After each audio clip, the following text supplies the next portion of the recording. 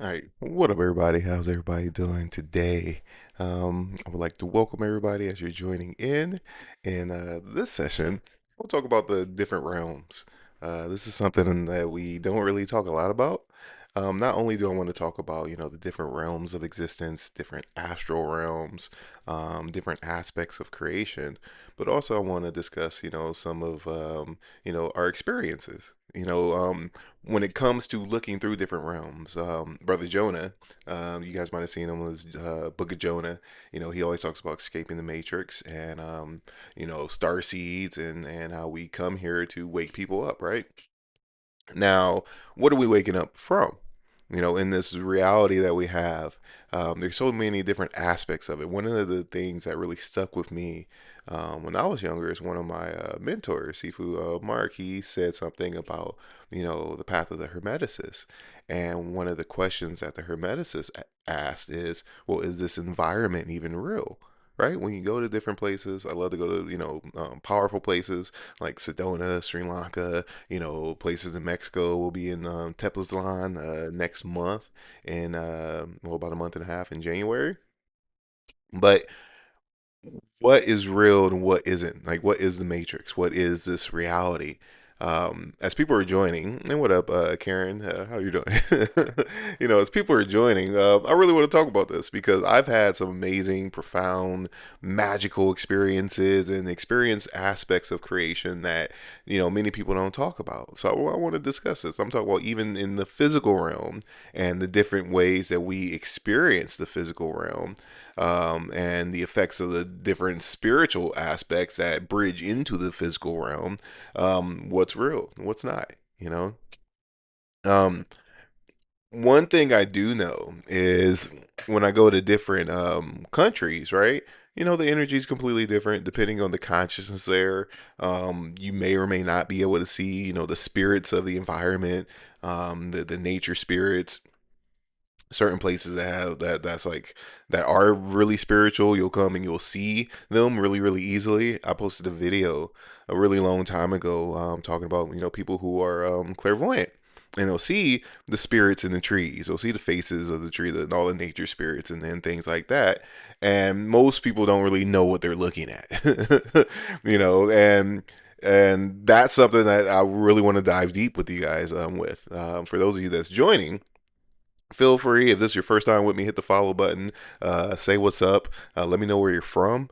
My name is RJ. I teach hermetic alchemy, hermetic magic, self mastery practices, psychic development, how to leave your body, how to enter into different realms, how to train your clairvoyance, clairaudience, how to, you know, mentally transfer your consciousness into different spaces, different things, different frequencies, and how to reprogram your DNA, so you could train your spirit, your intuition, and be your own teacher, which to me that is the highest knowledge you could possibly learn. How to know yourself outside of culture and religion and biases and all this other weird stuff that's out there. But what up, tribe? How are you doing, Five Tribe? um and what up, Kristen, over there on YT? So let's talk about this. So one of the things I really want to talk about is, reality, right? And our perception of reality, and, the matrix of things. And there's different ways to look at this. Once again, when I talked to my brother Jonah, he's really big on like escaping the matrix, or be the glitch of the matrix. And he travels the world and spreads his message. But the matrix is many different things on many different levels. We can talk about society, right? The system, that type of false matrix that keeps your mind in a box to think a way, to act a certain way, to live a certain way. And on the level, that's a matrix, right? Um, Within that, we can go deeper into, some people are stuck in as mental slaves into, you know, corn and I don't mean corn, y'all know what I mean. And music and stuff like that. Not so much anymore. But I want to go even deeper than that. One of the first times I went to Sedona, right? The very first time I went to Sedona was, which was like 5 years ago, right? Um, I remember sitting in the car. It was me, my buddy Milo. Abe and Josh. This is all of our first times being there, and we're sitting outside the Kava bar, which is no longer there. And I just remember I looked up, and it was like a panel in the sky that was missing. It was slightly cloudy, and it was literally you could like a giant square within the cloud. It was a perfect square, and it was nothing there. It was a cloud with a perfect square in it, and then next thing you know, I see this air dragon. It's like an air element dragon, looked like a cloud, is white, and it was literally flying around within that square. What? This is a long time ago, right? And I had already, I grew up my whole life seeing like ghosts and aliens and all types of stuff. All types of poltergeists and UFOs and fireballs in the sky. But when I'm sitting there, and luckily I had three other people with me, and they all saw it too. And we're sitting here, says I'm going through that square. That's definitely what's up, but this goes to own to say like how much of our reality is reality. What is reality? Right, because a lot of what's projected, right, a lot of these environments, a lot of these virtual environments and stuff, and even some of your favorite influencers are all psyop special plants to get you to tune in to the new matrix and system of things and all types of weird stuff out there. And it's really interesting too, for those of you that's in the Kabbalah class, as people are coming in here, working with this frequency that we're working on, it most definitely brings me down into the dualistic realms, because usually I'm in like the higher non-dual light realms, and everything I talk about is like, well, how do you touch the non-dual light realms and liberate your spirit and everything else? But we need to talk about this. We need to come down to the lower astral realms, and we need to talk about this because I want to bring people up so we could go beyond some of those realms. Now, like I said, in my personal experience, I teach hermetics, right? And psychic development. So I'm always talking to spirits and learning from spirits and teaching other people how to learn from spirits and and everything else. And like even from the very, very beginning of my journey, like of awakening years and years ago, I'm still making sense of a lot of things that were shown to me. Too. One of them being, a lot of stuff that I learned in Sedona, says highly paid. Yeah, listen, this reality is nothing like what we were taught. I don't know how much you guys have researched like the Freemasons, like literally not the Freemasons themselves, but what it is that they teach, right? And their sacred knowledge that's been passed down throughout the ages, being that they're some of the ones that run the world, literally, right? And I think it's really interesting and backwards that when we look at society as a whole, a lot of the knowledge and stuff that the Freemasons know and share amongst each other, they project it upon society like it's crazy. Like if a normal, even new ager person starts talking about it, oh, that's crazy. But when the Freemasons talk about the Pleiadians and the Blue Avians and things like that, it's okay. And they've been talking about it for hundreds and hundreds of years. But when like the newer people come up or whatever, it's kind of like, oh, these people are too woke or whatever it is. And it's really interesting. He says, right, that's how, it's crazy. So, like I said, how much of this reality have they tinkered with? How much power do they have, right? Because even back then, when I saw this panel of the sky not working with a dragon flying behind it, like, and this is in Sedona. This is like in one of the most sacred, powerful places, in the U.S., right? Is that even real? Like honestly, is that even real? Says missing puzzle. Says how they keep us separated from the truth. Yeah, it is. It is. I really want different perspectives. Like for you guys that's in here, what has your experience been? have you guys experienced any like crazy metaphysical phenomena or anything like that? Like for me, my whole life I've been seeing UFOs and aliens and ghosts and and all types of weird supernatural stuff because I'm a mystic. I've grown up my whole life seeing that and talking to spirits and everything else. But everybody perceives reality different. Everybody has a different relationship to it, different belief structures that play out in the way that they perceive reality, all the way down to the textures of how they appear, right? So our belief structure really matters. The frequencies, the balance of our body chemistry matters on how we perceive reality. But also, listen, there's nothing new under the sun. There is nothing new under the sun. Not technology, not the ability to transmit frequencies and waves all through the ether that affect people's thoughts and feelings and actions and perceptions and everything else. That's not new. It's not new. I think that a lot of people. Let me know how you feel about this. I feel like a lot of people, kind of feel like, oh, it is the year 2025 and we have the greatest technology now.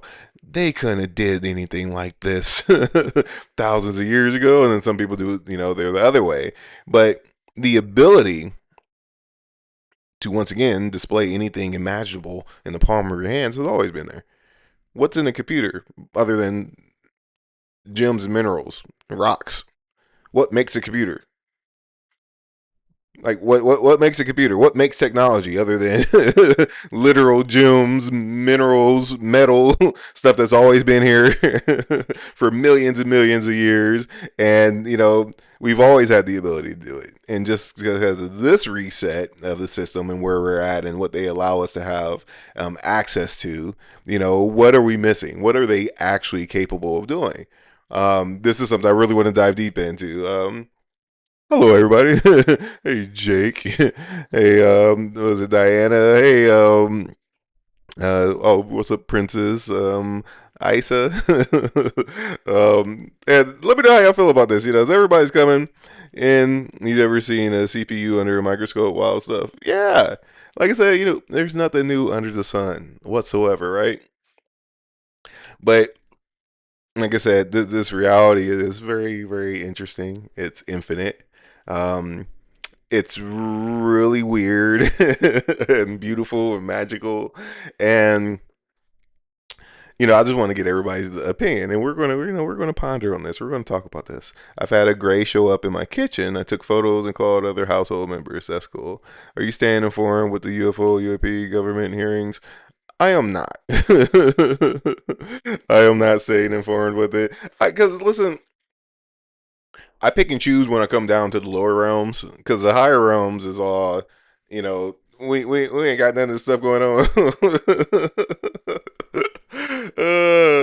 Jade is in here. Listen, Dr. Earl here. What up, Dr. Earl? Listen, this SK frequency that we're working on definitely got me down in the lower astral realms. For a good reason, but it's really, really interesting. Oh, thank you. That's awfully magical. um, you know, in the higher realms, everything is one, right? In the higher non-dual light realms, literally everything is just a sense of oneness. Like even the crazy, government stuff that's going on, all God and manifestation, which it is. Everybody's pretty much manifesting the will of God in their own way, and everything just makes sense and kind of just comes together. In the lower realms, it's crazy as hell down here. And I'm laughing about it because I usually don't dwell down here, but it's been kind of fun to experience the lower realms like this again. So, like I said, talking to Brother Jonah about, the Matrix and, awakening people like out of the Matrix, this is something I want to talk about too. Like, what does that mean to you? What does that mean to you when we talk about escaping the matrix and reality and how we want to, awake people up? What are we awakening them to? Because everybody's idea of this is different. Like I said, so do tell. um, So let's talk about this. To you, what does the Matrix mean? For everybody, let me know in the let me know in the comments. Like, what does it mean to be in the Matrix or to escape the Matrix? Says been enjoying the late night lives from SoCal. Oh, that's what's up. Thank you. I've been enjoying doing the late night lives in SoCal. Been absolutely beautiful. But yeah, what do you guys think? I talked about this a little bit ago. When we think about the Matrix, what is it? We can talk about the government and the system of things, media, the information that they put out there for people to view life a certain way, lots of propaganda and things like that. Is that the Matrix? Is that just a level of the Matrix? Right? I feel like it's a white savior complex. So I'm just here to alchemize myself.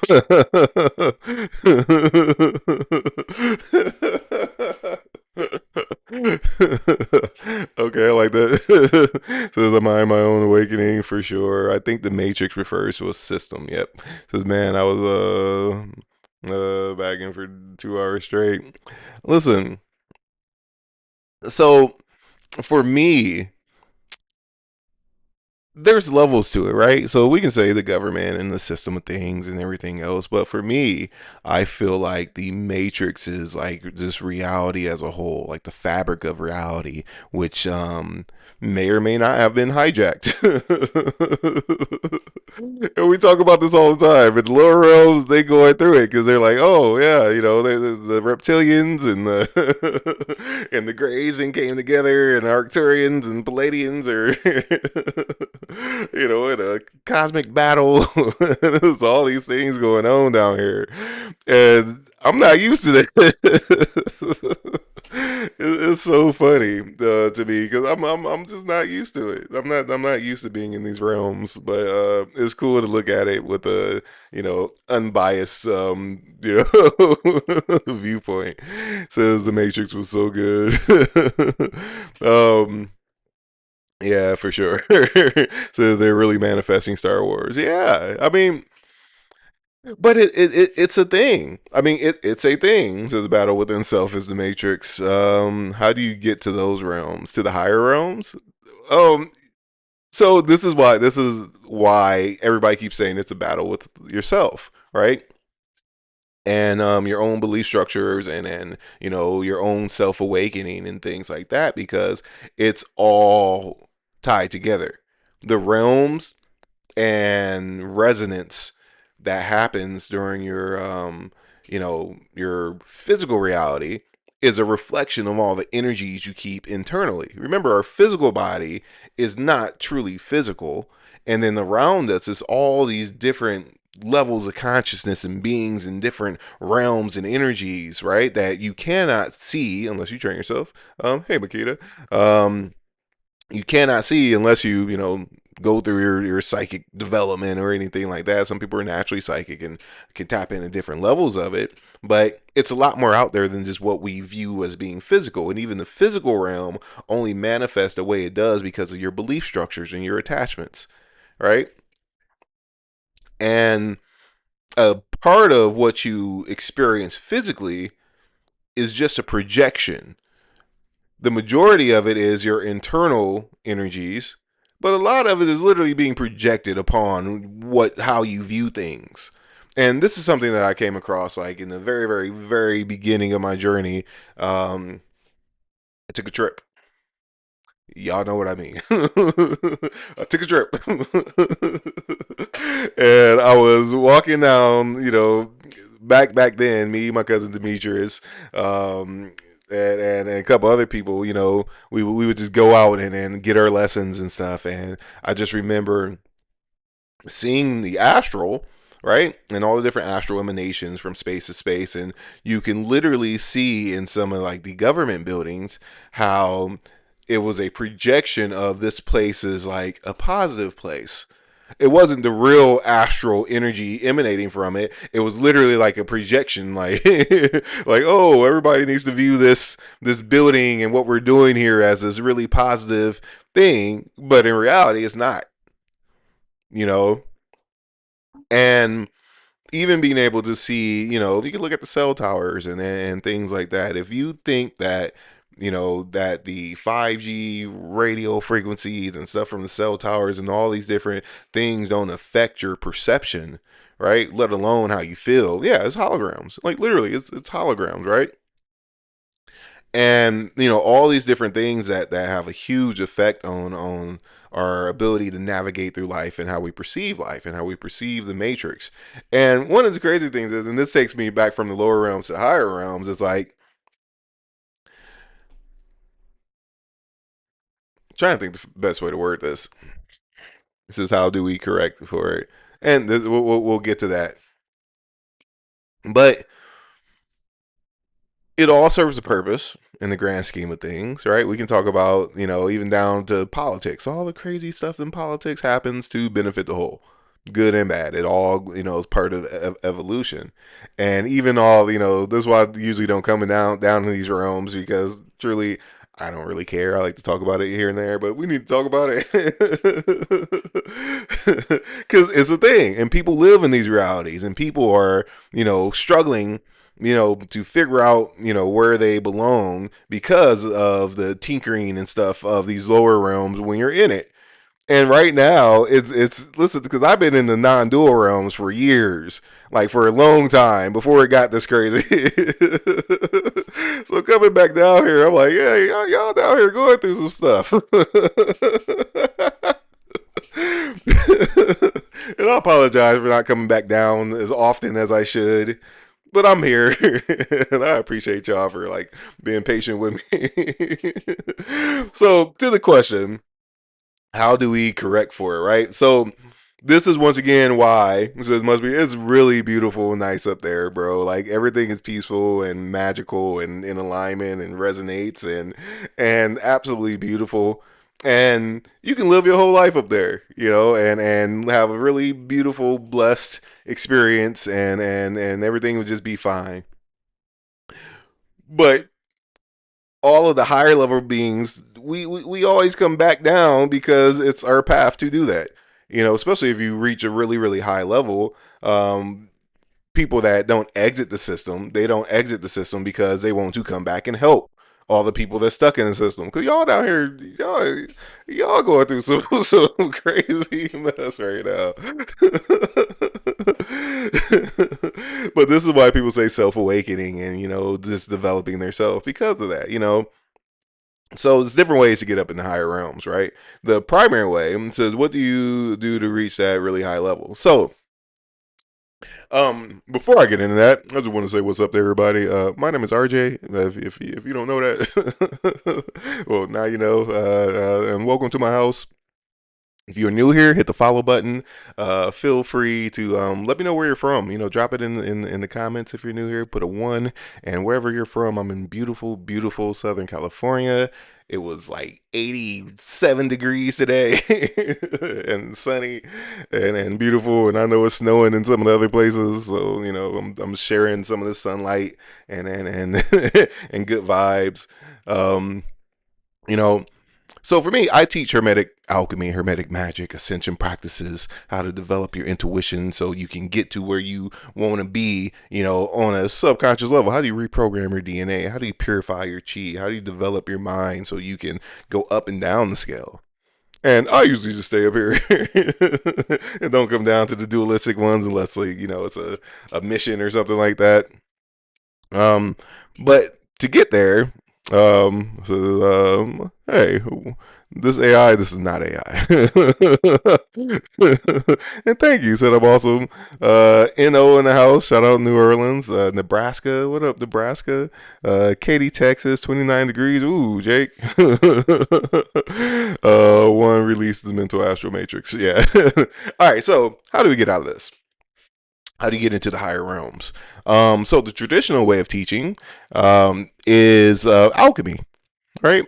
And there's different types of alchemy. Phoenix in the house. What's up, Arizona? There's Buddhist alchemy, there's Hindu alchemy, there's even the Christians have alchemy. Alchemy is just transforming energy from one state into another, and there's levels to it. Some of the highest levels are the levels that teach you universal systems and how to release your attachments to not just the physical body, but all your astral attachments. They talk about how reality is a reflection of you on a cosmic level, and break down the psychology of how you touch that infinite aspect of who and what you are. These are all the highest teachings and teachings on non-self, because the essence of who and what you are is a vibrational match to God.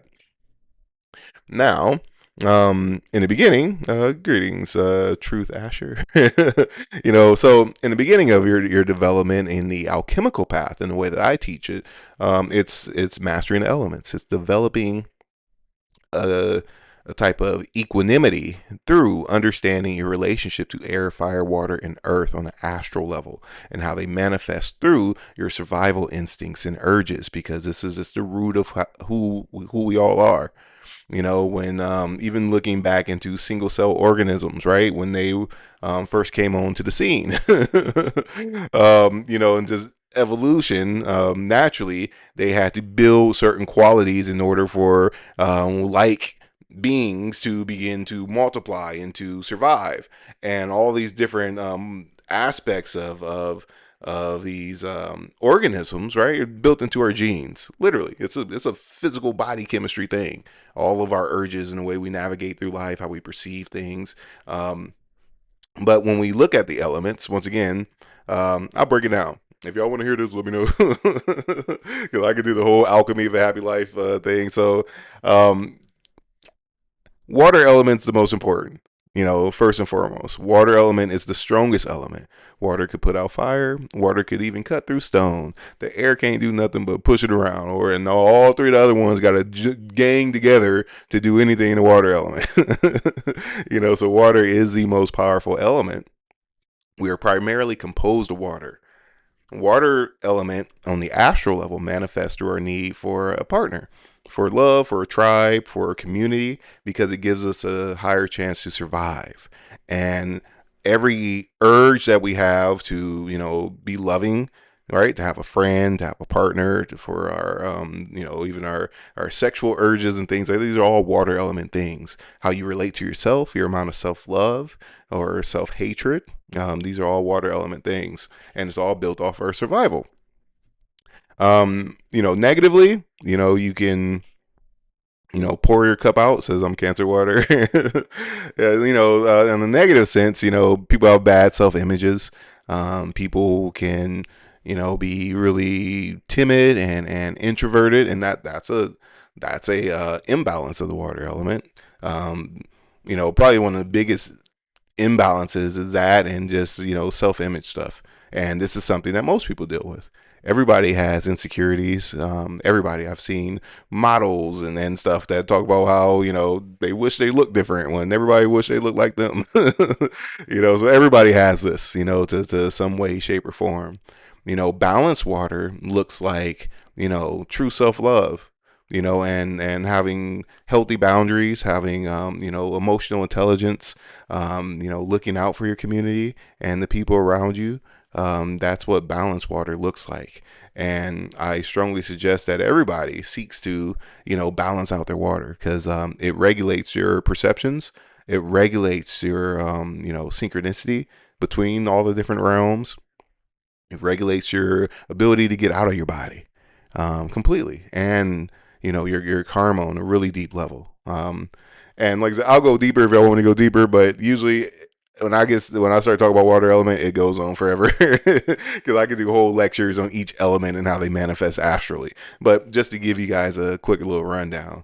Um, Before I go to fire element, once again, thank everybody for joining. If this is your first time, please hit the follow button and let me know where you're from in the comments. If you have any questions or anything, feel free, drop them too, because for me, I love talking about all things metaphysical. I teach psychic development and magic and alchemy, how to train your clairvoyance, clairaudience, clairsentience, how to transcend realms and enter into different realms, how to expand your consciousness, and even condense your consciousness all the way into the akasha, and it's really beautiful. So this is what I do, and we're going to talk about this. Oh, all my Midwest people in the house. It's so funny. I get so many Midwest people here. I'm from Indiana, so I'm from South Bend, and both of y'all probably know exactly where that's at. Okay, so other than water element, fire element, and all my Kabbalah people, you guys know Maryland in the house. So when it comes to fire element and our survival instincts, it's all built off of control, right? Negative fire element, and we all know people like this. Negative fire element will try to control everything outside of their control. That's the negative aspect, is trying to control everything that's out of their actual control. So they'll try to control other people, circumstances, the kids, their wife, their partner. They'll try to control everything that they can't control. What up, Trinidad? And what does fire element do when in a negative sense? It burns stuff down. It's flame on everywhere, and just that's like a really prevalent thing when it comes to the fire element. And the positive aspect of the fire element on the astral level, it's still all about control, but it's control of self. How do you control yourself? How do you develop concentration? How do you focus? How do you do things efficiently? How much fun you have doing it? Fun is one of the greatest aspects of fire, which people always just negate. I guess when they talk about fire element, the fire element is amazing. We use our fire element in so many different ways. The qualitative aspect of fire element is courage, right? The quantitative aspect of fire element is willpower, right? Fire element gives you the ability to break through your barriers, but do you have the will to do so? Right. So this is how you balance your fire element out, is looking at your barriers and then shattering your barriers, because anything that you have a fear of, anything that's keeping you in a box is just, it's that fear is your subconscious, your God self, your higher self, making sure that when you break that barrier, that you're going to go to a whole different level. I have never experienced any fear whatsoever that I have broken through and did not elevate my quality of life tremendously immediately as I did that. And I'm sure everybody in here could look at your life and say, "Oh yeah, I remember I broke this fear." And like the moment you do it, your mind expands.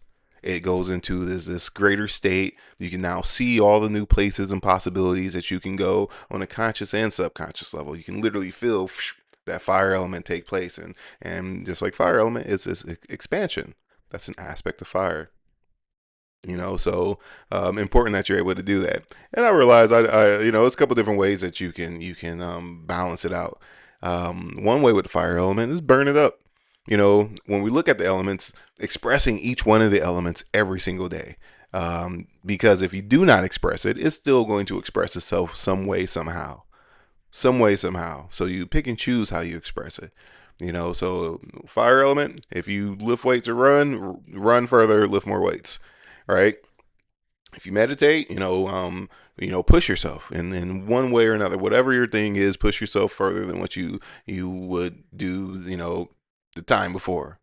Every single time, express that fire element, and you'll start to burn it all up. For the water element, I know I kind of skipped like the method of bringing it into balance, but the big part of it is expressing self love. I mean, like true self love.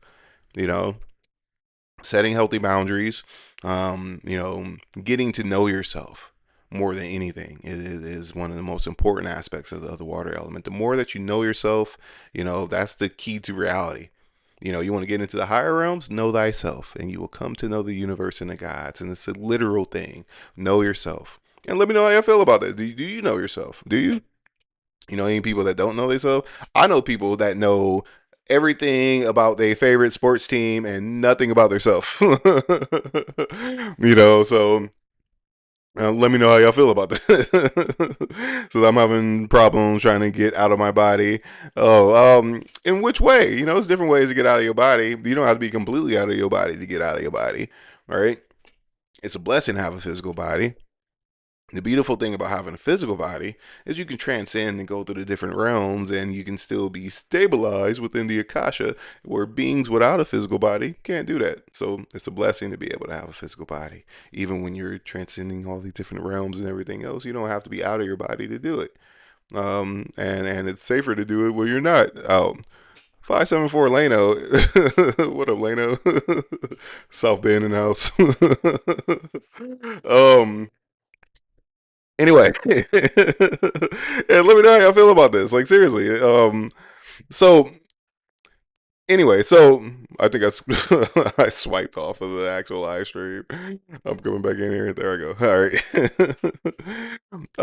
So I mean, when I'm meditating, how do I rise up? It's different ways to do it. The easiest way is, you know, for people that don't have good energetic skills, right? Because the way I would usually tell the students is you have to demagnetize your mental and astral matrix. There is a magnetic fluid that binds the spirit or the mental body to the astral body or the soul, and there's also a magnetic fluid that binds the astral body to the physical body.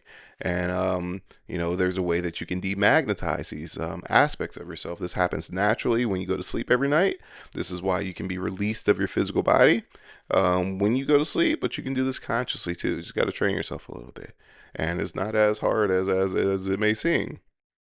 So you demagnetize it, and then once you get to recognize the difference between your mental, astral, and physical bodies, then you use your mental body, and you can, you can move your mind like a feather. Some people use the ladder technique. Some people do all types of other different ways to get out of their body.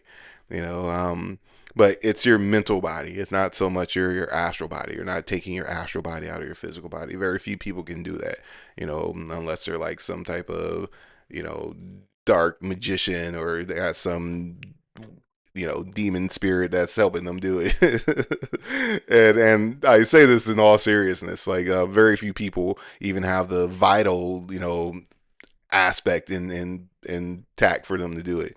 It takes a lot of energy to be able to take your astral body out of your physical body. If anybody were to like disturb you while you're in that state and you weren't in your physical body, you would literally pass. You would unalive yourself because you have nothing to fuel your physical body.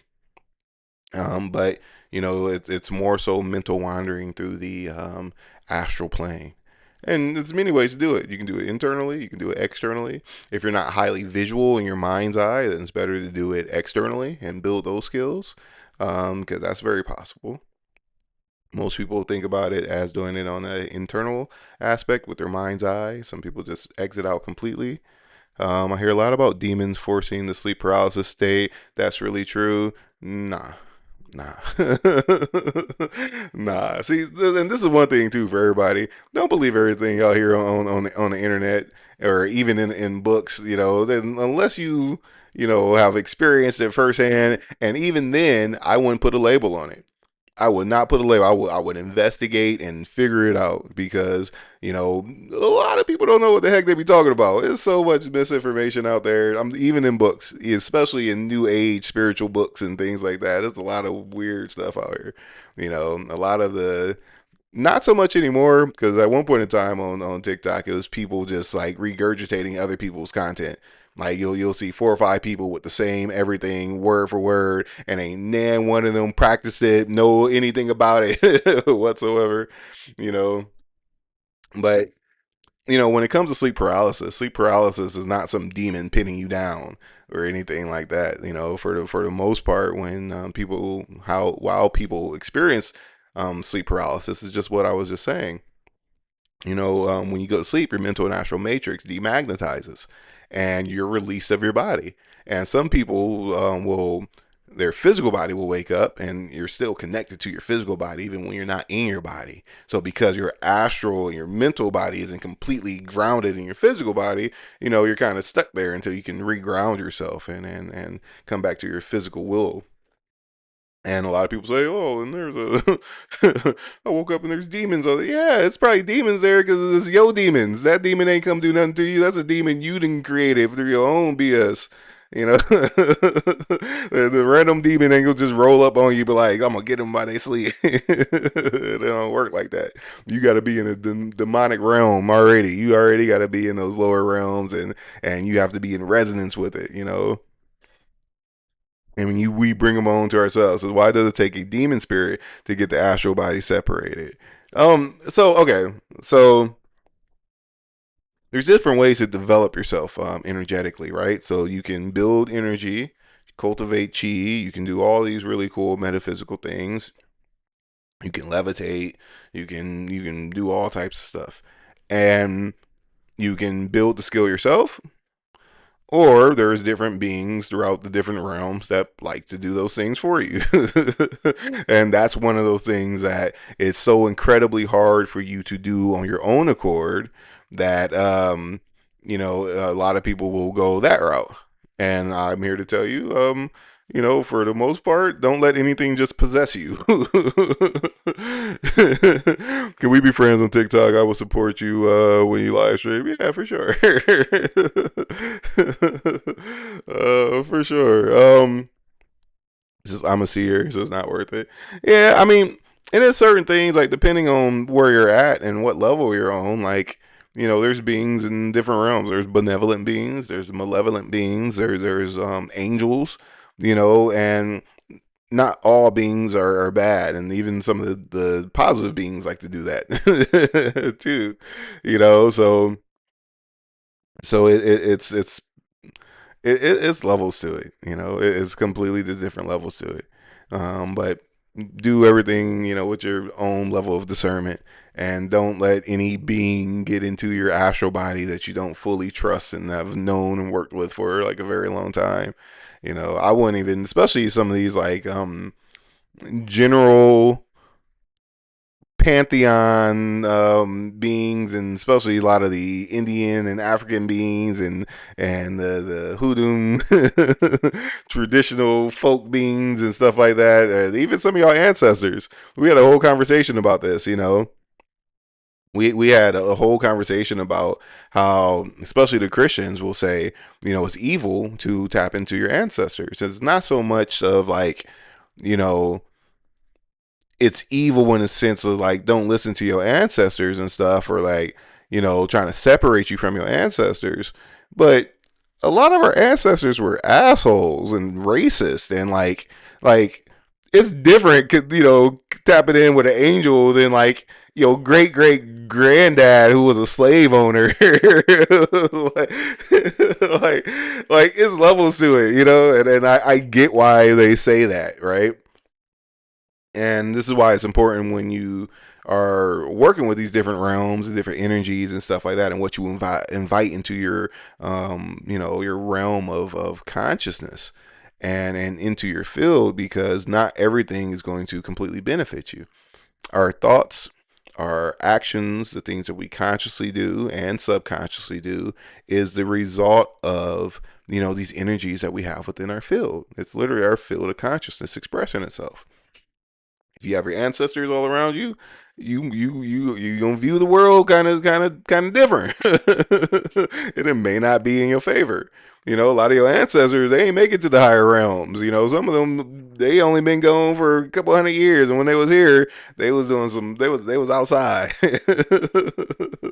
A lot of us, even us, even all the high level beings and stuff, we've all had crazy incarnations. We've been Christian crusaders and pillagers and Vikings and all types of craziness. And there's no civilization that hasn't played a part in that whatsoever. you know and so don't think that everything you tapping into just because you're connected to it is this all high mighty, benevolent type of energy, because it's not.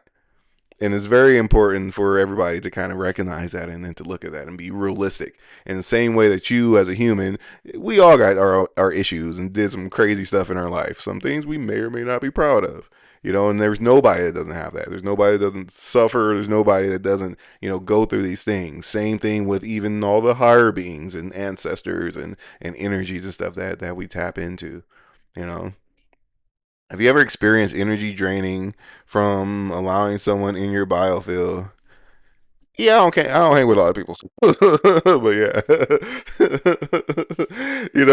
that's a really, really that's a really cool thing. So if you don't mind, could you give me a follow? I will. I will. So I mean, being aware of who gives you energy and who robs you of energy, but it's not just people. It's the things. That's a good sign that you're going in the right direction, right? The things that give you life and give you energy, those are the things you should do and the people you should be around, literally, because you're going to boost each other up. Especially if it's people that give you life and give you energy and amp you up and like, okay, cool, I feel like I can do this. I can move this mountain. Other people, they're just going to take, and they may not even know that they're draining your energy and just sucking the life out of your soul, and in a literal sense. But to them, this is how they operate. So being conscious of this, it really matters. Some of us have friends that we're friends with just because we've always been friends with them, but every time you're around them, they just take. That's it. Just take.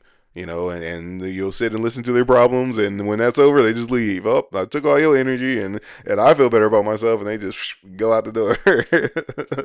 It's a thing. It's a thing. Some people, because of their practices, even though they're not a bad person, and even though they're not doing anything in particular to drain your energy or to take from you, some people just do not synergize because of the things that's within their field of consciousness. It's not that they are an opposing force, it's just that there's no synergy between you and that person. And then those energies that you have, because there's no synergy, they can interfere with each other. Right? And I've seen that happen. And once again, being aware of that is important. So energy vampires, yeah. So it's contemplating escaping the matrix. It feels like the Holy Spirit giving away everything energy. Oh yeah, don't do that. Don't give away everything. And I know that feeling very well. And a lot of us do that, especially you know, the purging aspect is a bit of it's a reorganization of your energies, but some people do it to a fault. Where I've seen people, especially living in Sedona, people go to Sedona one time and then, throw their whole life away and move there the next week, and purge and then go there and having balance and the type of groundedness when it comes to that, it helps tremendously when you need to like kind of re just reintroduce yourself to yourself and come up with a new identity, a new frequency to operate from. That is something that can be necessary and can be completely helpful.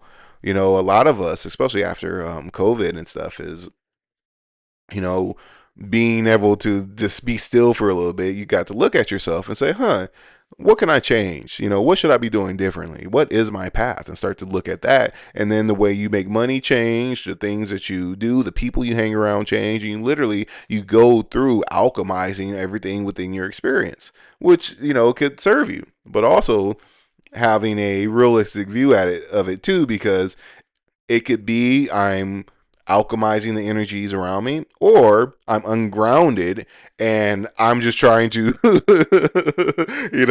change everything I can so I can just, speed up to this other level. So there's levels to it. It says, or is it synonymous with just entering the higher realms? That's a very good point. That's a very, very, very good point, and it could be so. And once again, it's the polarity. It's kind of like dealing with the opposing poles, right? On one pole, I'm grounded in reality. I work a 9 to 5, and I've been living in this house for 10 years and doing the same routine with my same friends. And then you get hit with some light that's way above your level, of of your center of gravity, right? And when that light touches you, now you go from boom, I'm in this lower reality to okay, I've experienced this really, really high frequency of light. Now to get from here to there has to be a purge somewhere. And a lot of this happened to people during the 2020 and beyond.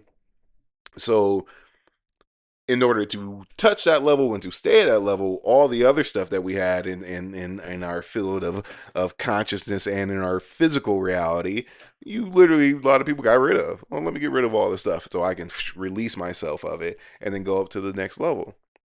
You can look at this in many different ways. It's the same concept of we have a breakup. A lot of people cut their hair the day they have a breakup. Matter of fact, they ex still moving out. They chopping all their hair off because all that old energy they don't want to hold on to. You know, when we look at our clothes, if you're holding on to a lot of old clothes and stuff like that, it has a lot of old energy, and on the subconscious level, it's binding you to those different realms. So it's levels to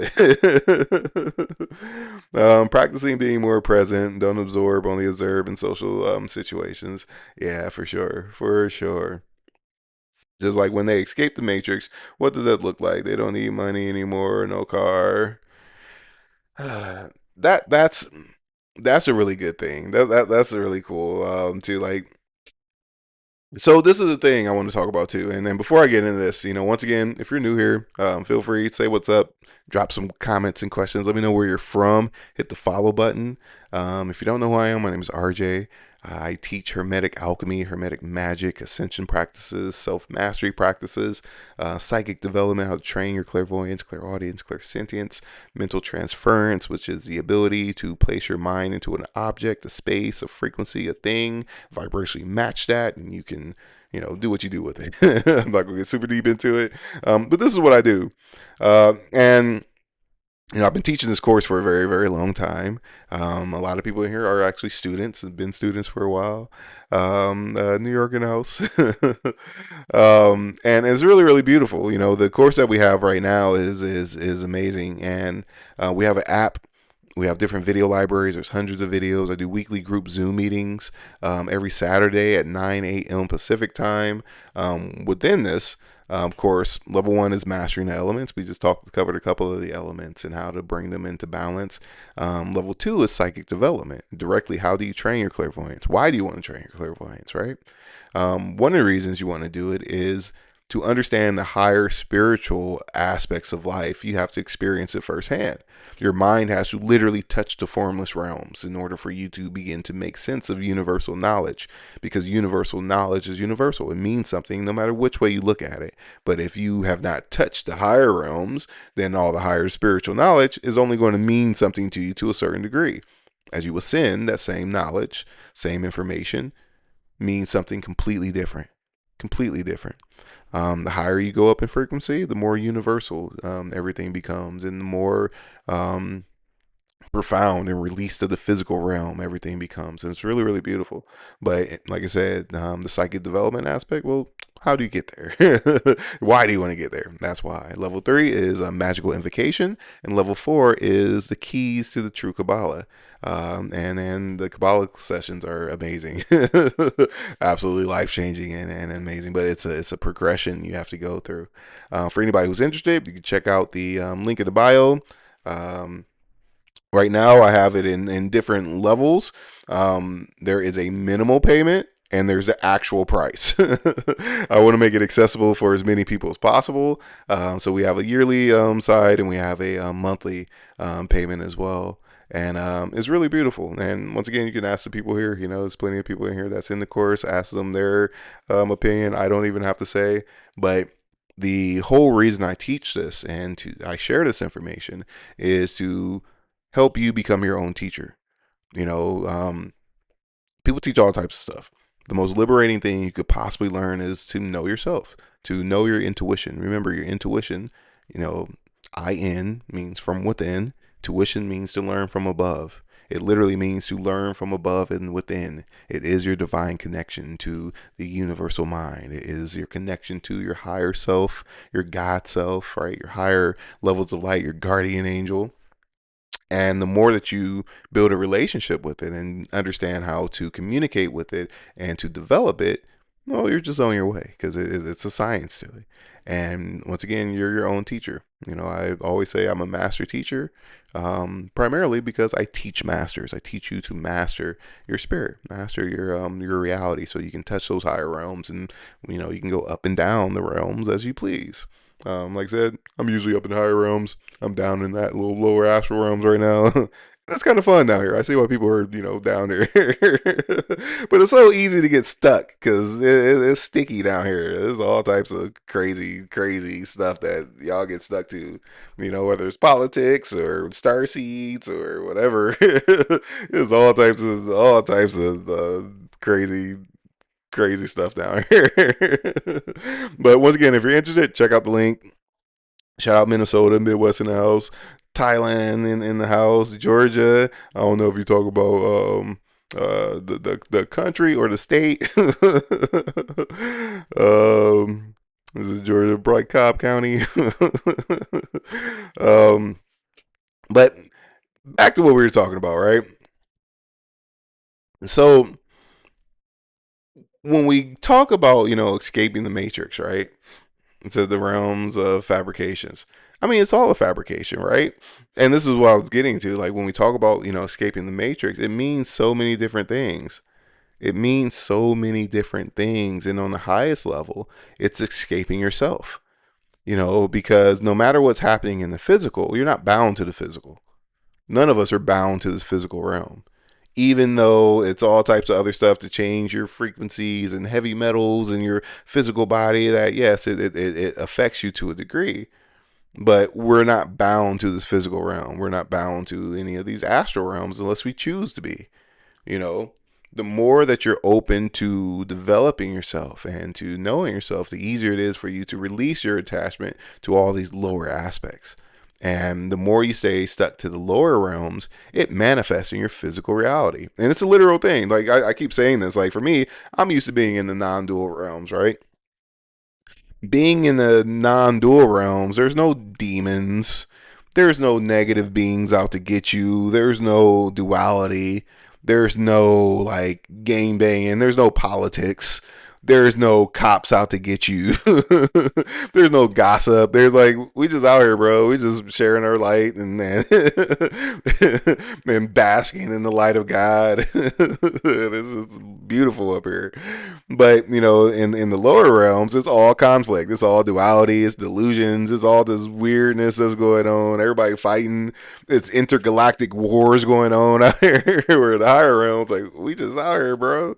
Like, what up, Magic Mike? Thanks for the thanks for the follow. And like, for real, let me know what y'all think about this. So when we look at okay, we'll go into hermetic. So the Hermetic principles, the first principle, which is the only one I need to talk about, says intergalactic wars. Yeah, no, it's some crazy stuff going on out here. I'm serious. Is it that deep? Yeah, it's that deep. It is that deep. Yeah, and it's not that it don't exist, but it does. It literally does. It's all types of stuff, throughout time and space, and it's levels to stick to, and all of it is a fabrication. Like all of it is a fabrication of mind. Once again, the first principle of hermetics is the principle of mentalism. The universe is mind. God being the infinite mind, right?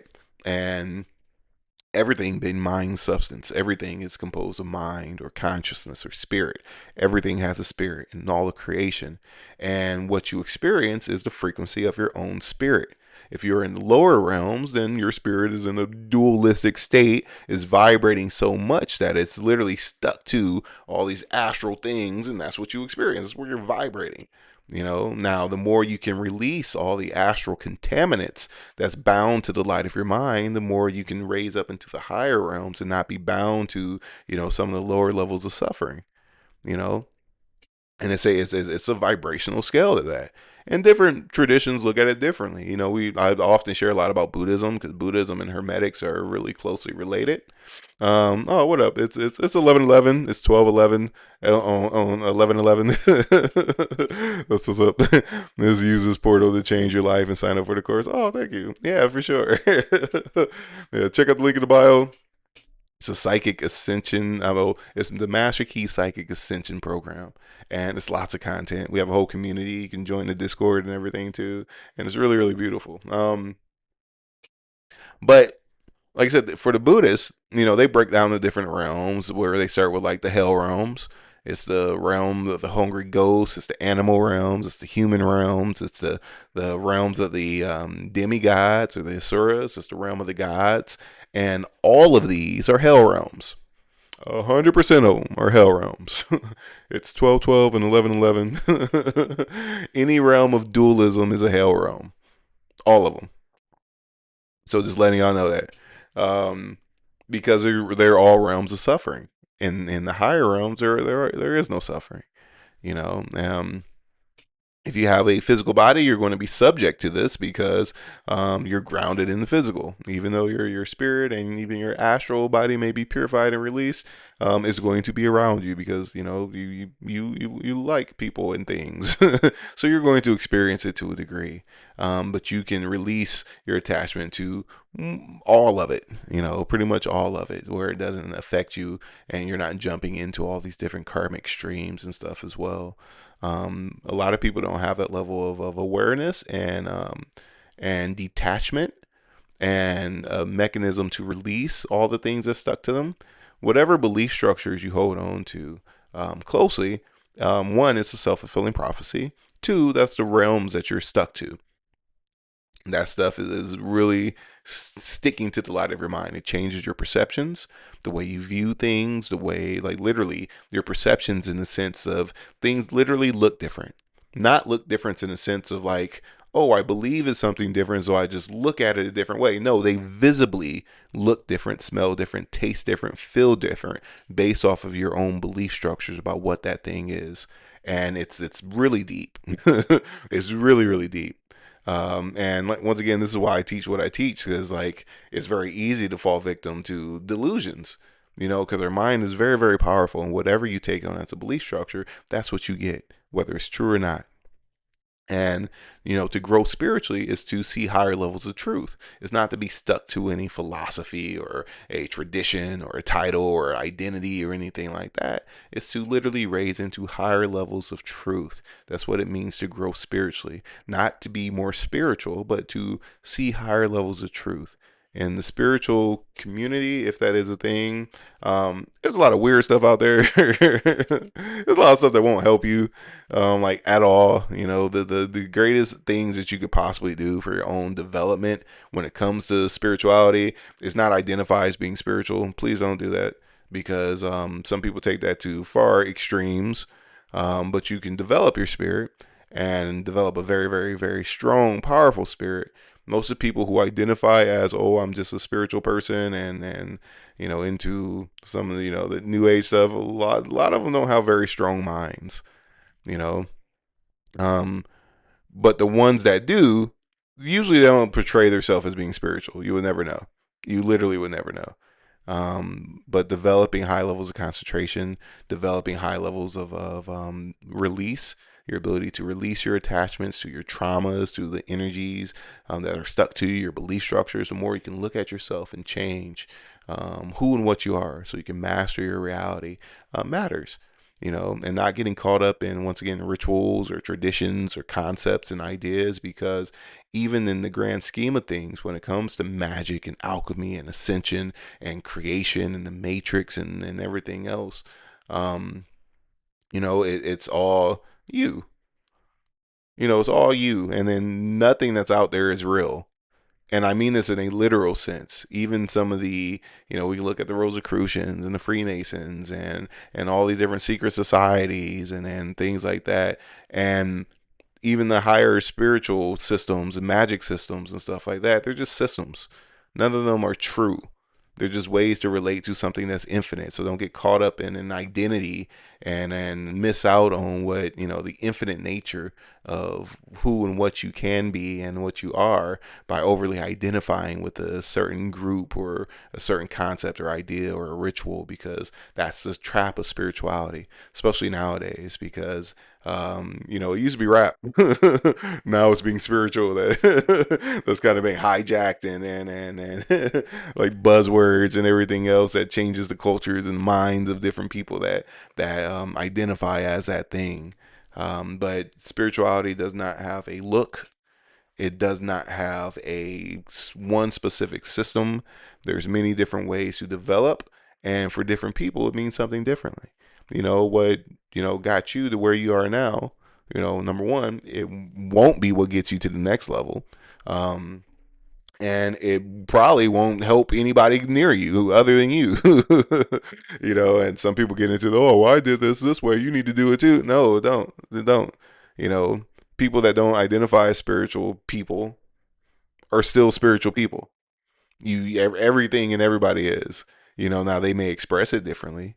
They may get their lessons differently. They may express the elements in completely different ways than you express it. They may get the highest, spiritual experiences through going to college and communing with their fraternity and sorority and going through that route and never identify with anything spiritual whatsoever. So don't get caught up in the ideas and concepts of, oh, I'm spiritual, so I gotta do this. That don't mean nothing whatsoever. It don't look like anything. It is infinite as is everything else. You know. So free yourself and liberate yourself of those identities. Please do. um, and it's crazy because some of the most wisest, most awake people I've ever met, once again, they're not spiritual people. They don't identify with it. They're completely awake, completely wise, and like I said, most of the people that say identify as that, it's usually people that have really weak minds, too, and then it all serves a purpose, but it's also a trap too. I did a whole lecture on how do you awake from your spiritual awakening. Thank you for the gifts. Are you willing to awake from your spiritual awakening? Have you reached that stage yet? Would you like to reach that stage yet? Would you like to transcend that stage and raise your quality of life and understand the principles that we all kind of abide by and how to navigate through them? If so, I got the perfect thing for you. You can check out the link in the bio. Anyway, how y'all doing? Y'all awfully quiet. How are y'all doing tonight? Um, I won't be on here too much longer. It's 12:19 a.m. on 11/11. Shout out to everybody who's in this piece. Thank you for all the gifts and everything.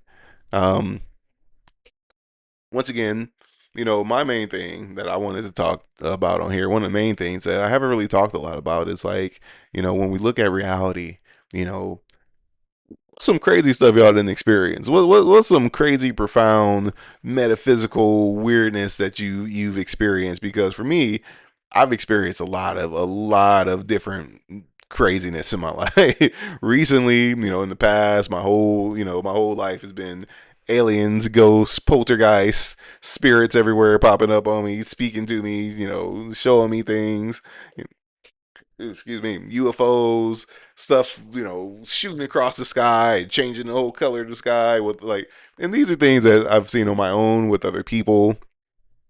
Literal dragons in many forms. What have y'all seen? What's something that you guys might have seen and making sense of or can't really explain? At the beginning of this, I spoke about being in Sedona, and the very first time I went to Sedona, and I just remember sitting in the car. It was me, Josh, Abe, and Milo, and we look up, and it was like a giant square in the sky that was just blank. It was a cloud, and in the middle of the cloud, there was a giant square, and you could see the blue sky behind it. And it was a perfect square, and it was huge. and there was this, dragon flying on the other side of it. And it was like fast. It wasn't like a normal air spirit and how you perceive it from the physical, and it's on a different time continuum, so they're just moving real slow. No, this thing was this thing was like trying to get our attention. Like, hey, I'm up here. Have you experienced anything like that? Have you experienced anything like that? um this daydream where I can't see out my eyes. That's interesting.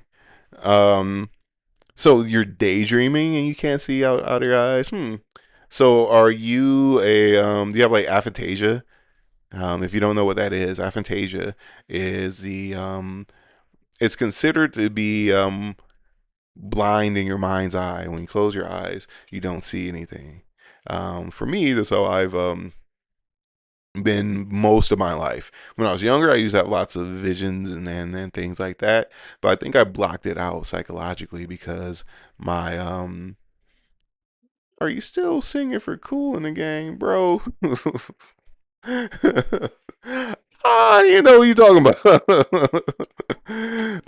Anyway,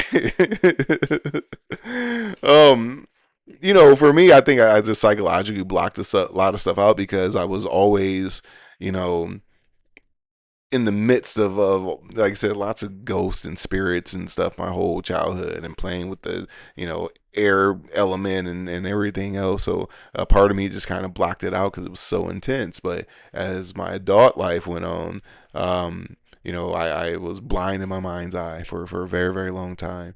It wasn't until the first time that I tried dimethyltryptamine.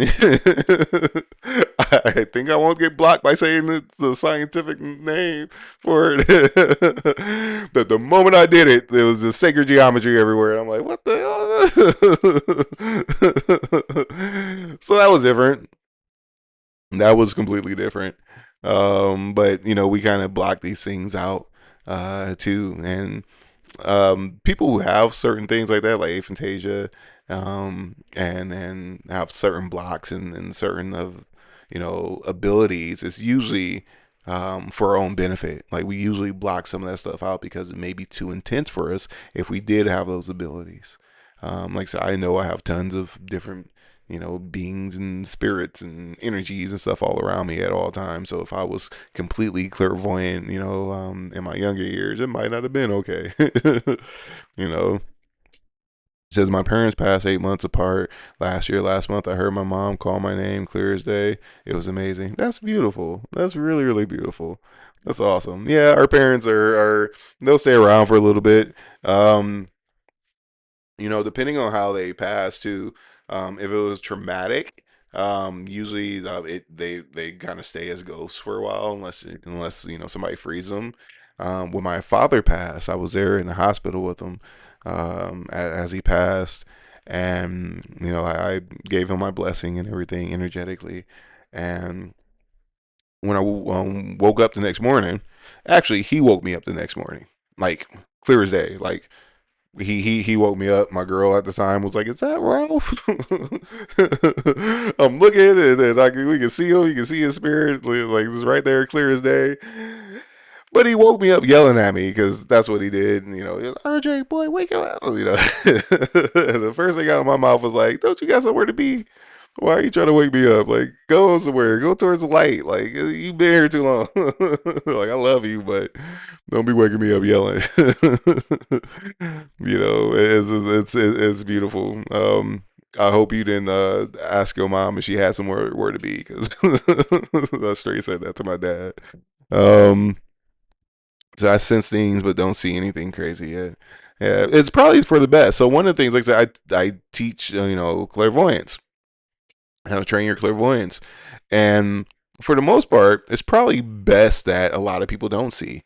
Because especially if you're in the dualistic realms and stuff, and you got a lot of habits and things in your lifestyle that you haven't cleaned up, you're going to be in the lower realms, and the lower realms aren't pretty. And even if you're not in lower realms, being able to see everybody else's stuff, you don't want to see everybody else's stuff when it comes to like being clairvoyant. So for me, I think it's important if you're developing your psychic abilities, that you make sure that you program them to always work for you in your favor and for your learning. And that's it. Because seeing all the different astral phenomena and stuff that happens, and people's darkness around their crotch and around their bodies, like, you don't want to see that, unless you don't want to see that, even if you know how to freaking alchemize it and stuff. That's a waste of time and energy, you know especially if you're altruistic. If you're a Buddhist, you definitely don't want to be clairvoyant, because you're going to want to try to help everybody, and that's a waste of time and energy. In my opinion, whereas you can use um, your skills and your time and your energy in the most efficient way that actually works for you, but not trying to help everybody all at once in whatever way. That just doesn't work. Um, Says I practice being present, touching things to keep me here. Yeah, that's beautiful. For me, it's kind of like the more present I am, the less I'm in my body. And what I mean by this is, like, if I bring my everything to the now moment, just stay in the now moment, my spirit just wants to just expand and go. So I have to have something like anchoring me in some way, and usually just thinking the mental and astral matrix and stuff. But in normal consciousness, up until a few years ago, when I would just try to be super present, I was just go. So I haven't had any scary daydreams. This has been like a movie taking place that I see. Oh, like right in front of you. Oh, so your clairvoyance is opening up, right? And it looks like a screen like playing out, and you can see. Um, that's actually pretty cool. And it usually happens when you're in the theta state, and you can train that. You can develop that, so you can just enter into that state at will. Primarily, when it happens next time, be aware. And for most people, if you start to meditate and pay attention to the void within your mind's eye as you're going to sleep, and you meditate on that as your body's going to sleep, and you drop down into the theta state, a lot of times you'll start getting different clairvoyant images and stuff. And in the beginning, a lot of it will look like line drawings. Every now and then, if you're like super duper tired, or there's different ways that you can get into that state too. Some people use like lucid teas, so it'll be like mugwort, wormwood, um, blue lotus type of teas and stuff like that. But when you get into that state, you'll start having more of those type of visions, and that type of phenomena. And there's different ways that you can work with it. Once again, you can train it by training yourself to go into theta state. The more that you do Akashic training, the easier it is for you to develop prophetic vision and use it in that way, when you literally can see through time and space. And the more you train your mind and the amount of stillness that you have within your mind, then you can go backwards and forwards in time through the Akasha and see that as well. Um, but different ways to train it. It takes a lot of training to be able to do that consciously when you're developing it. A lot of times it happens randomly, but when you have your peak experiences, for everybody that's in the course, make sure that you write down your peak experiences in your journal, document it, and really go deep into your subconscious and say, this is important to me. I have the skill. I want the skill. I'm going to develop the skill, and you'll develop it to a very high degree. Um, Neil deGrasse says, asked him what time it is. Was watering the grass late night a week ago and saw the old man walking down the street. Did he vanish? Yeah, stuff like that happens. Do you prefer being embodied or out of the body? I prefer to be embodied. Like, I mean, I don't want to say too much of my own skills and stuff like that, but a part of me in this lifetime, because of just the nature of like who I am, on a spiritual level. Um, I've always traditionally done things to keep me really grounded. Like, I on a consciously and subconsciously, to keep me grounded in my body. Because, like I said, growing up, I was always seeing spirits and ghosts and like all my spiritual help and everything else. Like, to me, it was just natural. But subconsciously, so many things that I do that really keep me grounded in my body. Because if not, Like I said, going into like the non-dual light realms and then all the heaven realms and stuff like that. But getting in there, you don't want to come back. Like, what do I need a body for, right? So in many different ways, I've kind of kind of kept myself grounded in my physical body, and all the different high level skills and stuff you can still do within your physical body and then even perceive it externally, um, but still be grounded in your body to pretty much most of the skills metaphysically that you can do when you're not in your physical body, you can still experience through your physical body. Takes a little more life force, but you can most definitely do it. And I prefer it that way because I prefer to be completely grounded when I'm, you know, doing my magical thing. So just putting that out there. um, any other questions before I go?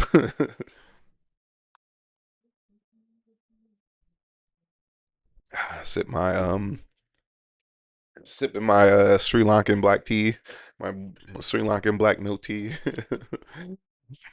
Says so. Is channeling safe? I mean, it depends. There's different levels of channeling. Like people channel different beings in different ways, and then you know, there's levels to that. There's levels of safety to it. It's levels, different levels of light. It's different levels of, how much of what I'm channeling is me coming from my subconscious, especially if you don't have a clear way to separate your what you're channeling from your astral stuff. Um, you can't connect to any being that you are not a vibrational match to as well. So overall, it's safe. Overall, it's safe, but some frequencies you'll tap into, it might be too strong for you. This is why developing your your physical, astral, and mental bodies equally matters because if you have a really strong mind and not so strong astral body and your physical body is out of shape, you can invoke the Holy Spirit and wreck your nervous system because the energy is so strong. You can invoke some high level being that is way above your pay grade and just fry your physical body. So when it comes to is it safe, it really depends on what you are channeling and working with. Once again, another level of safety is how separated you are from that energy when you're channeling. The more you can allow that light to run through your crown and into your vocal cords and release your own attachment to it, the purer the channel can be. The moment your mind fluctuates, however, it will be your own karma, and not that pure signal of whatever you're channeling. And a lot of people go from that level in the same way that a lot of psychics out there are in the lower dualistic realms and stuff like that, and when they get their intuitive insights and stuff, it's all doomsday, end of the world, oh no, I saw this happening in the astral and all this horrible stuff is coming. It's only because they're in hell realms. It's literally only because they're in those lower realms, and a lot of people channel from those lower realms. And when I say hell realms, I'm using that loosely because all realms of duality are all hell realms, 100% of them. So they could even be in, once again, the realm of the gods and the demigods, still a hell realm, still a realm of duality and fabrication. So once again, it's levels to it. It says, can you talk about different gifts and abilities? Okay. So there's plenty of different gifts and abilities, some of which can help you, some of which are stupid and take a lot of time and energy to develop, and you can't use it functionally. You can't go out in public and do it. It takes a lot of time to maintain it, to build it, other than proving to yourself you can do it. What's the point? Like, there's people that can levitate. It's lots of people that can levitate. What you gonna do with that? What are you gonna do with that? How's that gonna help you? You gonna get a job? Amazon might really, really like you. you know, what you gonna do with that? You can't just go out in public and just float on by somebody. Like, I'm serious. It takes a lot of building of energy, a lot of air element, to do it. And to me, it's a waste of time. It's a waste of energy. There's other things you can develop that you can keep. all of the astral abilities that people develop, those you cannot take with you. Those types of skills you cannot take with you. The higher skills, the ones that you want to develop, that will benefit you throughout time and space, is different frequencies within your mental body. Because that's the goal. Those are the things for every incarnation. You will bring that back with you.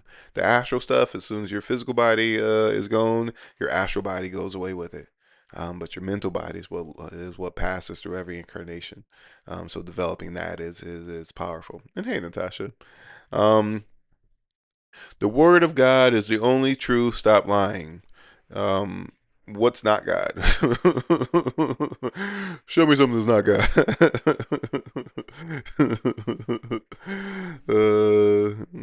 Hey, some people crack me up. Hey, you know what? One of the craziest things is how people have no perception or knowledge of anything outside of their own narrow way of viewing life, and everything else is just evil or just wrong. When a lot of these other traditions and religions, everything else, they teach pretty much the same thing, just have a different word for it. And I mean that. A lot of them literally talk about the same concept, same ideas, but because it's a different word, that's evil. That's you gonna go to hell. You need to baptize you in a lake of fire and all that other weird stuff. But that's what it's like being in the dual realms. Everything is dual. It's always a war going on, and you got to fight for something. Um, Says being out of body is so hard to control. I'm afraid to stay tapped in. I always bring myself back. Oh, you can't just stay out because just our mind and how our mind functions. There's you put your mind in space, and there's a rhythm. The rhythm is always going to pull you back. No matter what. You can stay in that space a little longer by equalizing with those energies of wherever it is that you're entering into, but you're going to come back to your body. And that's why people talk about like your silver cord and things like that. But literally, your mind cannot stabilize in those other spaces because it's not the center of gravity of your mind. You kind of think about when you reach really high states in meditation, even if you touch nirvana and are completely released and enter into the mind of God, you still have your set frequency, and the disparity between your set frequency and being completely released of all fabrications is so great that your mind's going to sling back to the body, regardless. You can't help but to do it. So it's nothing to really be afraid of, but developing some of the skills when you're outside of your body really matter, especially building your relationship with the elements so you can use the elements and different levels of energy and stuff when you're outside of your body really, really matters. Because there's lots of crazy stuff out there. You might need to bust out some fire element. You might have some beings run up on you. You might need to, open up the akasha and that suck them into a infinite vacuum. Or there's all types of different things out there. So just putting that out there. If you want to learn how to do that, check out the link in the bio. All that information is there as well. Looking at some of these other comments. Says the way they're using the foil. Gotta help when making snack. What are y'all talking about? Um, it says, yeah, happened many times. Oh, I see things. It says the Council of Nicaea did a number on our people. Yeah, it's not just the Council of Nicaea because they're not the only ones. But like I said, in this realm right now, it's the it's all these different systems, right? It's not just the religious stuff. It's all these different systems that have been, changed and fabricated, and a lot of the new age stuff that's out there, especially a lot of the meditations and stuff from the people who are part of the system, too. You know, in the same way that your screen or your phone can display anything imaginable in the palm of your hands, right, through the ether, and you can connect to it. And even doing like you're going to different realms, well, you can connect to those other realities and holograms and other false things that are being projected as well. It's a thing. It's a thing, and a lot of that's out there is like, well, this is how you connect to it. So we'll put that out there. Oh, I'm gonna get back to your question too, Princess. Says, do you think Aya is a good tool to use to remove the veil?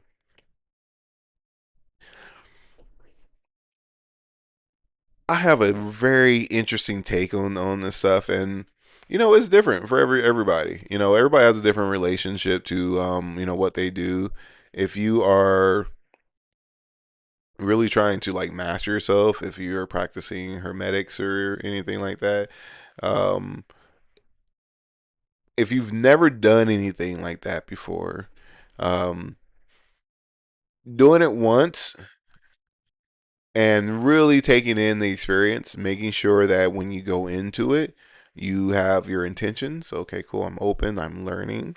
I am a student along the path and receiving your lesson and not running back to it over and over and over again. I've seen people to say, "Oh, this is my, seventh ceremony, my 12th ceremony," and the shamans will let you do that because they're just dealers.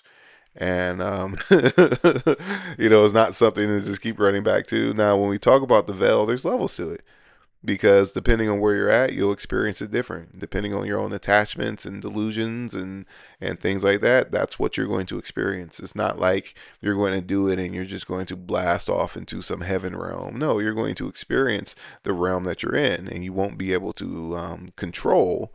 Where you're going up and down the vibrational scale or the different energies around you because your mind won't be stable enough to do that. You're just thrown into a realm that's close to your center of gravity.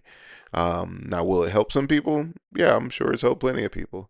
Is it like reliable experience to say I need to base my reality and my future on what I experienced while I did this? Not at all. Not even remotely close. And once again, the veil is many things. It's not just one thing. The matrix is many different things in many ways for you to perceive it, and you may or may not, have a good experience on that. Whatever. If it's calling you, by all means, if it's something that your spirit's like, okay, this is something that we really need to do. If you feel like you're stuck, if you feel like you're depressed or anything like that, I strongly, if I would rather you do something like that than take some weird prescription stuff that they be giving people. For sure, like for sure. But the problem with you know, using tools like that in different medicines is that your mind becomes too unstable and too ungrounded, especially if you do it a lot. Every once in a blue moon ritual, whatever, cool. But if it's something you do, every day, it's not going to help you whatsoever. It won't. If you do it every weekend, it's not going to help you. Because your mind cannot be grounded enough, and your body chemistry is constantly being tinkered with when you're doing that. Your body chemistry is very important when it comes to your perceptions, your mental health, your spiritual health, your emotional health. Um, and yeah, just like Say said, there's people that have taken, um, fungi's and just a little bit, a couple grams, and schizophrenic, from there on out because they just put the holes all through their aura, the very first time they ever touched it. So it's a level of that's tied to it too. A lot of people will say, "Oh, I know you're not talking about gardening because gardening has helped me so much," and yeah, it does, and in many different ways, but karmically the way that it affects you, it has tons of negative aspects to it too. There's nothing out there that you can do that has only physical, only positive, um, you know, things that come from it. There's very few things that, oh, I engage in this and only positive comes from it. There's no negative aspects to it whatsoever. There's very few things like that. Once again, if you're engaging in a lot of different plant medicines and stuff, the primary thing is the law of rhythm because your mind, in the same way we talk about going in different realms and your mind slingshots back to your set center of gravity, it happens like that in many different ways. So if you're changing your body chemistry, it's really hard for your mind to be grounded and for you to be in control of what you experience. And I mean that. For me, um, Not so much anymore because my level of protection and groundedness is a lot like a lot deeper than what it was before. But I just remember when I stayed in Sedona, I went to the dispensary, and I had been living in Sedona for like 6 months already, and I'm like, oh yeah, I forgot it's legal here, right? So I was kind of guided to go get some gummies, and I got some gummies, and when I'm in Sedona and I'm just doing my everyday magical thing, everything goes my way. Like everything, I don't have to worry about a thing whatsoever. Everything just what up, Pharaoh Tarot? Like everything just goes my way. All my magical stuff is set. I put my mind somewhere, and boom, it happens. Same thing happens in Sri Lanka as well. But I ate these gummies, and all that stuff went away quick. All of my frequencies I've been cultivating and energies and stuff that's been guiding my way and giving me this blissful level of experiences like just dissipated, just from eating gummies.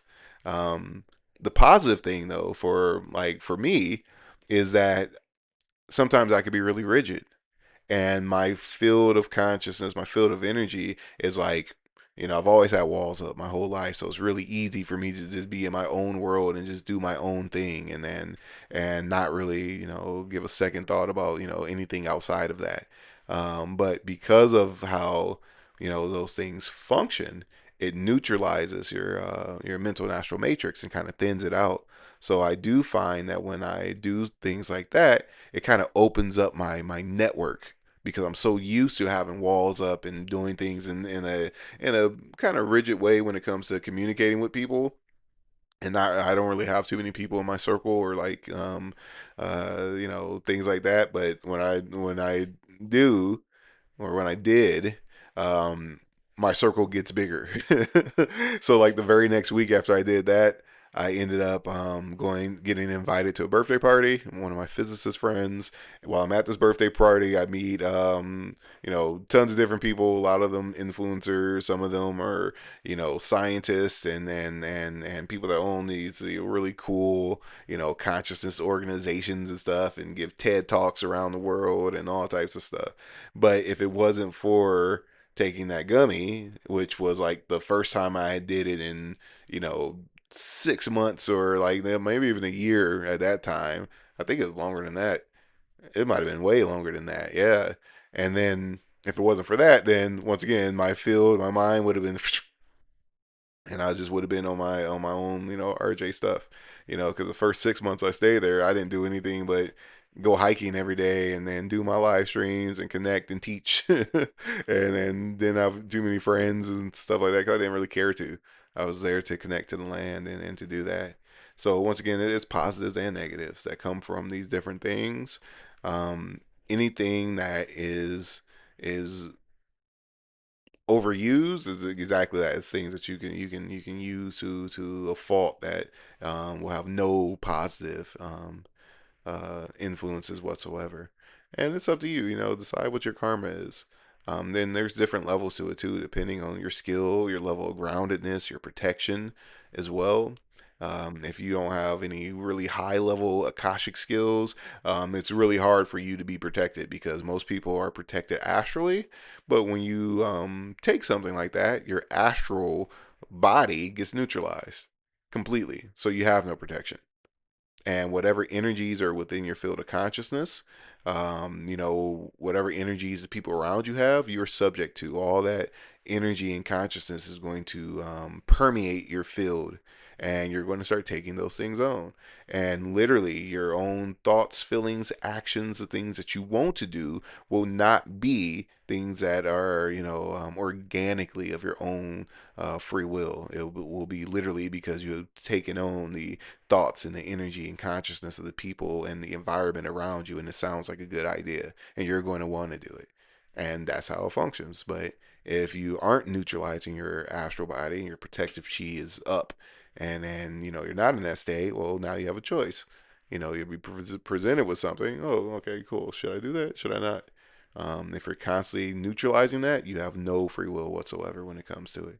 And you're going to want to do these things. It's not like it's a demon overtaking you and saying, hey, a little angel and demon on each corner, each shoulder, telling you, oh, you should do that, you shouldn't do that. It's not like that. You're going to want to do it, and it won't be any free will in it. So once again, there's levels of it. It's levels to it. And then, we can always go into the philosophical question of, well, you know, if time is not real and all we have is the now and the universal mind is infinite, well, does God already know that I was going to do that, or I wasn't going to do that? So then we get into the whole divine paradox thing. So yeah. Let me know how y'all feel about that. I know it's kind of like a touchy subject. It's a really touchy subject for a lot of people. uh Anyway, how y'all doing? I'm about to get off of here. It's almost 1 a.m. I like hanging out with you guys, but I'm also feeling kind of sleepy. And y'all not talking enough for me. Um, Feel free to ask another question. um, so what do people have bad? Will use it for bad anxiety. There's other ways to get rid of your anxiety. It's not gonna help it at all. The only it says 5 a.m. Oh, thank you for hanging out with me at 5 a.m. So when it comes to anxiety, once again, there's other ways to deal with it. Using plant medicines is kind of like a crutch. It's not something that's going to fix your anxiety. Once again, the nature of what it does, it disconnects you from your emotional body, so you can't feel it. People do that to escape their feelings and stuff too, which that's part of what makes them anxious, because their mind, they haven't developed their mind to the point where it's stable. They're always worrying about what's coming in the future. Instead of being present, this is what is, right? And it takes a level of being able to balance that, and then to each his own. What up, Mary? I see you like it. So one of the things I saw somebody say, which actually had me think about something kind of different, because the way that she described it was, some people, when they engage in different plant medicines and stuff, that they kind of become a child to the plant medicine, right? And the plant medicine teaches it. So in the beginning of my journey, that's kind of one of the ways I related to it. I used to, especially in the beginning when I was really into like all the plant medicines and everything else, and going out that whole path, and even reading some of the Carlos Castaneda books or whatever, um, and just connecting to the spirits of all the different plant medicines and everything else, and really studying that. But I don't view it as like them being a child to it. It's still like, if you aren't in control of your own thoughts, feelings, and actions, and you know something else is, something else is. And for me, the greatest thing you can ever do, and this for everybody before I get off, the greatest thing that you can ever do for your mental health and for your spiritual health is to liberate your spirit from anything that binds you to it. I don't care if it's coffee. I don't care if it's a substance. I don't care if it's, video games or anything like that. Anything that is magnetized to the light of your mind and is constantly pulling you towards it, you should probably let go of it, and at least detox from it for a little while, because if not, those things will rule you. The least liberating thing that you could possibly do is to be a slave to something. You know, to make it to the higher realms, you have to release everything that's stuck to the light of your mind, all the astral stuff, even the stuff that makes you feel good. And it doesn't mean that you can't engage into it, but when you engage into it, you have to engage in it from a level of release.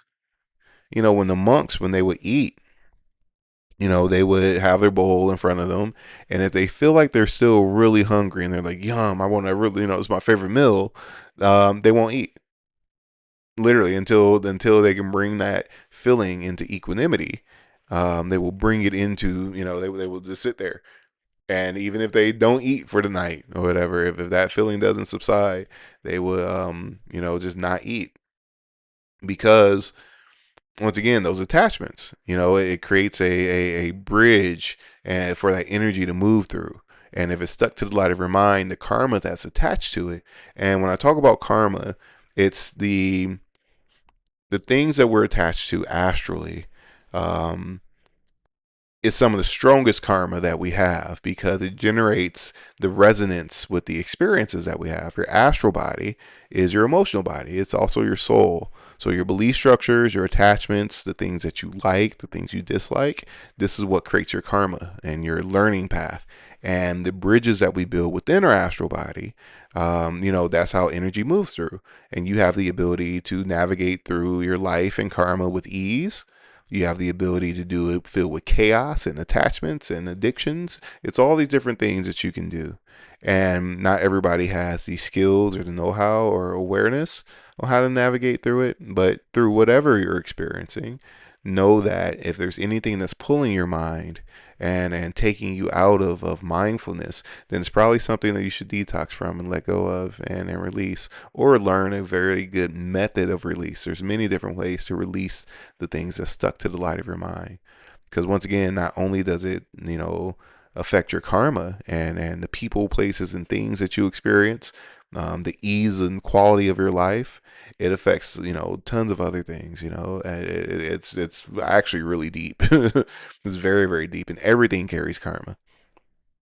Everything carries karma, no matter what it is you do. If you drink bubble tea all the time, guess what? You're in resonance with bubble tea and all the karma that comes with it. You'll find yourself in places where a lot of people drink bubble tea, and I'm not talking about where they sell it at. It's the karma that comes with it as well. If you don't know how to clear your food, anything that you eat, you'll not only take on the karma and the energy mentally, astrally, and physically that's in that food, but you'll also take on the mental and astral energies of the person that cooked that food and prepared that food, and that creates a type of karma as well. But like I said, back to the plant medicines and stuff like that, there's positive aspects, as well. And like I said, it's not there. I've done all of them, probably way more than the average person, for sure. But it wasn't until I stepped back from it that I really began to grow.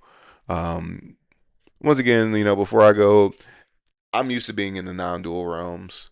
I'm used to being everything is one, everything blissful. We just out here, bro. There's no drama. There's no duality. There's no chaos. There's no hatred. There's no jealousy. We just out here, bro, sharing our light. But when I come down to the lower realms, it's it's a different story. It is a whole different story. um but like I said, when we engage in those things, it's like there's levels to it. It's levels to it. And to each its own. But if you want to stay in the higher realms and master those, you can't constantly run back to crutches and medicines, because if you're not sick, why would you continue to take medicine? Um, and a lot of things that we experience when we're on those things too, they're not real, because one, the way that they function is through different receptors and through altering our body chemistry. And some of the stronger things, especially in the psychedelic realms, some of those things jack up your signal so bad or whatever, like your consciousness is trying to make sense of what it's experiencing, and it'll give you a perception of it, a perception in which you will not truly be able to kind of get back into without matching that frequency through jacking up your body chemistry again as well. So it's not anything that's really sustainable, and a lot of things from your subconscious comes up too. And the dangerous thing about dwelling in those realms a lot is that the law of rhythm, you'll be in resonance with really, really high highs, but because of the law of rhythm, you'll be subject to really, really, really low lows. um, and it takes a lot to mitigate that. And most people that are into those things, don't have the the concentration to guard against the law of rhythm, to or else wouldn't be there, wouldn't be dealing with them anyway. So just want to share that. Um, Says when we have walk-ins is really interesting when applying this information. So it says I love that we can help ourselves. Yeah. It says how do you cleanse your food? Oh, there's different ways. So you're in the course. So this is cool. Um, I haven't taught this in a while because so there's different ways you can do it. So if you just have your regular food and like it's in a bowl or in a plate, you vital breathe into it. All right. So you do like the bill in the ball. You vital breathe into your food. You feel the connection and feel the mental and astral matrix that's being formed between you and the food. Depending on how released you are of your physical and astral body, you can tune into the Akasha and put the inputs through the Akasha. You can tune into your mental body and do it. Or you can just do it manually, where you, once again, vital breathe, astral breathe into your food, and you can put a prayer into it to cleanse the food mentally, astrally, and physically. Or you can literally go through the different layers and once again breathe the energy into the food, literally remove that energy and reprogram all the energy into it mentally, astrally, and physically. There's different ways that you can do it. Prayer works very well, but it works better if you have actually built up conductivity through your vital field and astral field.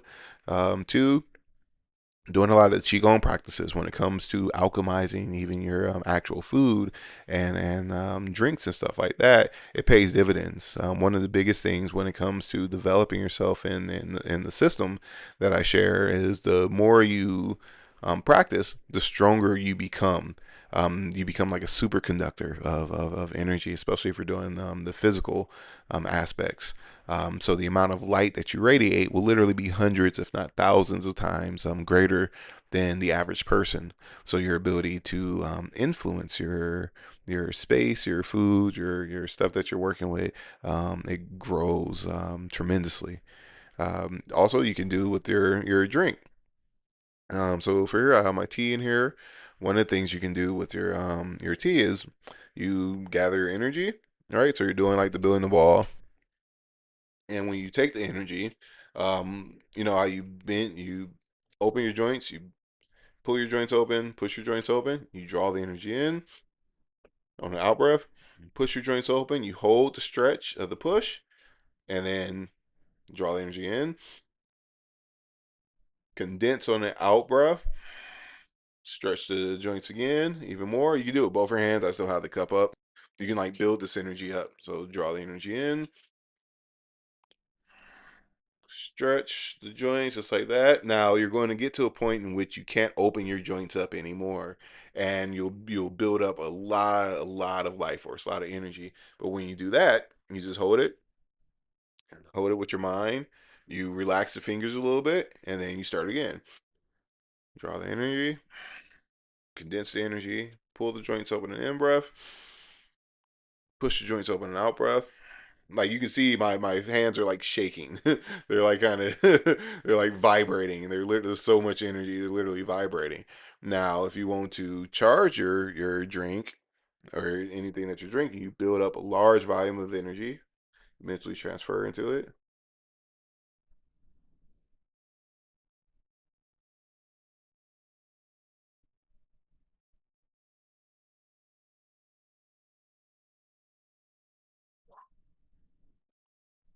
and then you empty all that energy into your drink, and then you drink it. All that life force and information is in there. One of the beautiful things about charging your food after you cleanse it is that the energy is more bioavailable. So when you metabolize it, whatever information you put into it is going to your body is going to literally break it down. So it's one of this is what's mental transference for those new to this. That's a very good question. um, but the thing about doing like physical food and stuff and charging that once again is that if you program it to change like your own frequency of mind or your own alignment for a specific outcome, it works very, very quickly. because there's no external forces. It's all okay, cool. I'm doing this for me to achieve this specific thing. You drink it, and your body just breaks it down and it metabolizes it, and it's really really quick and powerful. But the more energy you put into it, the easier you get there. This is what's mental transference for those that's new to this. So mental transference is your ability to put your mind into a thing, whether it's a crystal, into a room, into a space, into a realm. That's what mental transference is your ability to extend your mind, expand your mind, to transfer your mind, your consciousness into a thing, and to vibrationally match it and to work with it from there. Um, so that's what it means to mentally transfer into something, and that is one of the primary skills when it comes to hermetics that you want to develop. Think about how powerful it is to for your mind to vibrationally match something, to for you to expand your mind, to collapse your mind, to change the frequency and density of your mind, and how that affects the way that you perceive reality and different things. If you have a very powerful, flexible mind, right, then it's easier for you to release stuff. It's easier for you to look at things from different perspectives. It's easier for you to navigate through life because things just don't stick to you as much because you're developing mental strength, mental spiritual strength, and flexibility. And it's beautiful. So that's what mental transference is. If you would like to learn how to mental transfer and all the higher hermetic skills, feel free to check out the link in the bio. I have this amazing, beautiful course, which is life changing. There are lots of people in here who are in the course or who have taken the course. Feel free to share your experiences. But it's really, really beautiful. In this course, I teach how to develop equanimity, how to develop, your psychic abilities. And if you want to know what equanimity is, equanimity is a state of being. Um, it is a state of manifestation. In hermetics, it's called magical equilibrium. It's a state in which you enter into and you can do magical things, and it's a literal thing. Lots of people, when they think of magic, they think of like witchcraft and rituals and spells and stuff, and yeah, that's the type of magic. But entering into equanimity puts you in resonance with the essence of your spirit and God. And being able to be in that state at all times and that will is something that is very, very, very powerful and gives you an extreme level of control over your destiny and your experience. From there, we develop equanimity because it makes it a lot easier to develop your psychic abilities, your ability to train your clairvoyance, your clairsentience, to learn from different levels of consciousness and to understand the spiritual hierarchy and the vibrational scale. And that's primarily what we're working with. So if you would like to learn some of this and the science of ascension, so you can become your own teacher and develop very high level mental spiritual strength and flexibility, this is what I'm here for. If you have any questions, you can message me directly. Other than that, check out the link in the bio. It's the Master Key Psychic Ascension course, and right now I have it set so it's kind of like pay what you can type of deal. It's important that you are invested into what you're doing. If you're not invested, you won't see the value in it whatsoever. And, the energy that you bring into it matters as well. When it comes to your spiritual path, I strongly suggest that you treat it with fun, with love, and don't be too rigid when it comes to it. And too like serious, because if you're having fun doing it, you get all the free energy in the world. You're like a kid playing a video game, and you can do it all day long. But if you're just this razor sharp, samadhi, single pointed, concentrated all the time, you're going to burn yourself out very, very quickly. So have fun on your path for sure. And if you need some extra tools and stuff and want to train your subconscious and elevate your quality of life, I have the perfect system for you. So check that out. And once again, it's different tiers. It has the regular price, it has the median price, and the minimum price. So it's kind of like pay what you on. And I've never done this before on that level, so I'm just trying to see how it works too, so I can make it accessible for everybody. Other than that, if you guys do have any questions or anything, feel free. You can message me. You can book a one-on-one. I hope you all have a very, very, very, very, very blessed and beautiful rest of your night. And I will see you all later. Okay, peace.